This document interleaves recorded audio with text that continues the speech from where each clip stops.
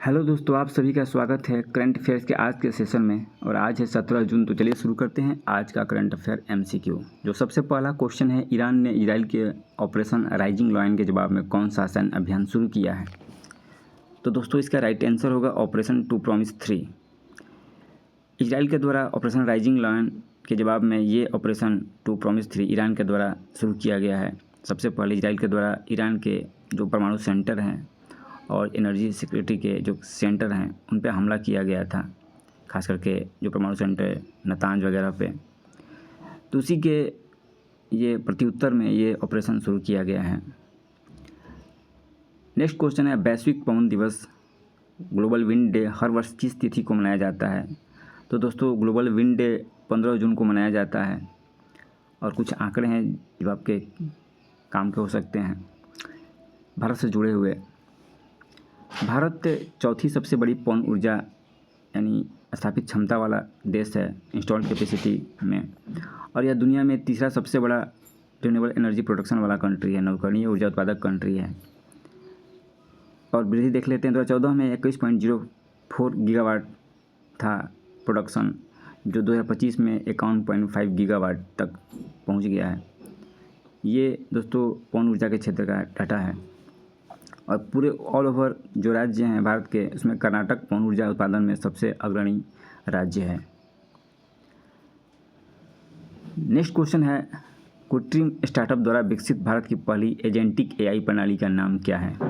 तो दोस्तों इसका नाम है कृति। और भारत का यह पहला एजेंटिक आर्टिफिशियल इंटेलिजेंस है।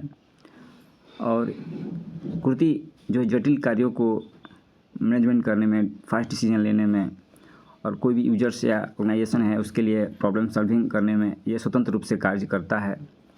इसके लिए कोई मानवीय इनपुट ज़रूरी नहीं है। और ये मल्टी स्केल चैलेंज को संभालने में ये सक्षम है। नेक्स्ट क्वेश्चन है, 2028 में चौथे संयुक्त राष्ट्र महासागर सम्मेलन के सह मेज़बान कौन से 2 देश होंगे?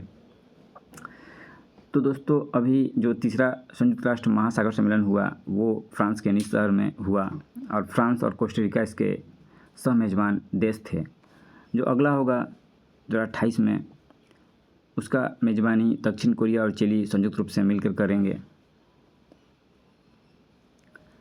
नेक्स्ट क्वेश्चन है, सिप्री ईयरबुक 2025 के अनुसार जनवरी 2025 तक भारत के पास कितने परमाणु वारहेड्स थे? तो इसका आंसर होगा 180। इस रिपोर्ट के अनुसार भारत के पास जनवरी 2025 तक 180 जो है न्यूक्लियर वारहेड्स थे। पाकिस्तान के पास अनुमानतः 170 होंगे और चीन के पास 600 यानी 600 के आसपास ये हैं। नेक्स्ट क्वेश्चन है, हाल ही में किस भारतीय राज्य के जाजपुर जिले में हैजा के प्रकोप के कारण स्वास्थ्य संबंधी चिंताएं बढ़ गई हैं, जहां 5 लोगों की मृत्यु और लगभग 500 लोग अस्पताल में भर्ती हो गए?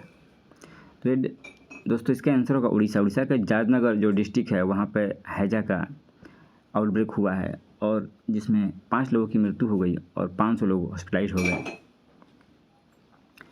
हैजा मुख्यतः एक इन्फेक्टियस डिजीज़ है दोस्तों, संक्रामक रोग है जो विब्रियो कोलेरा नामक जीवाणु के कारण होता है। और मुख्य रूप से ये कंटेमिनेटेड फूड या पानी हो उसके कारण से फैलता है। इसके लक्षणों में दस्त, उल्टी, डिहाइड्रेशन की समस्या आदि देखी जाती हैं। नेक्स्ट क्वेश्चन है, प्रधानमंत्री नरेंद्र मोदी को 16 जून 2025 को किस देश के सर्वोच्च नागरिक सम्मान grand cross of the order of Makarios III से सम्मानित किया गया? तो दोस्तों ये क्रोएशिया है। अभी प्रधानमंत्री नरेंद्र मोदी जो है कनाडा की यात्रा पे G7 जो मीटिंग है उसमें भाग लेने के लिए। तो बीच में जो है साइप्रस के साथ इनका द्विपक्षीय बायलैटरल बातचीत हुआ। उसी समय वहाँ के राष्ट्रपति निकोस क्रिस्टोडोलिडस के द्वारा ये सर्वोच्च सम्मान इनको दिया गया है।